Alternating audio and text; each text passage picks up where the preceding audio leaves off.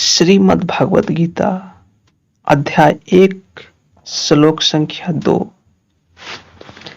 संजय ने कहा, हे राजन, पांडु पुत्रों द्वारा सेना की व्यूहरचना देखकर राजा दुर्योधन अपने गुरु के पास गया और उसने ये शब्द कहे।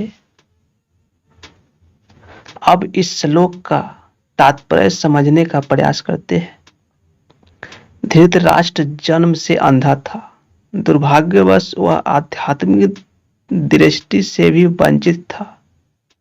वह यह भी जानता था कि उसी के समान उसके पुत्र की धर्म के मामले में अंधे हैं और उसे विश्वास था कि वे पांडवों के साथ कभी भी समझौता नहीं कर पाएंगे, क्योंकि पांचों पांडव जन्म से ही पवित्र थे।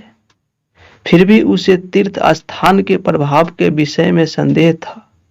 इसीलिए संजय युद्ध भूमि की स्थिति के विषय में उसके प्रश्न के मंतव्य को समझ गया। अतः वह निराश राजा को प्रोत्साहित करना चाह रहा था।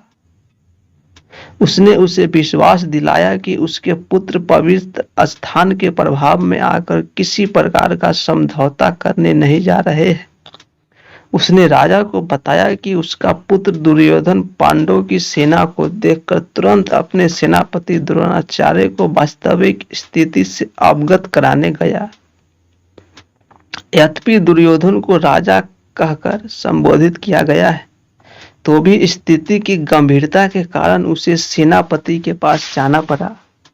अतएव दुर्योधन राजनीतिज्ञ बनने के लिए सर्वथा उपयुक्त था, किंतु जब उसने पांडवों की व्यूहरचना देखी तो उसका यह कूटनीतिक व्यवहार उसके भय को छिपा न पाया।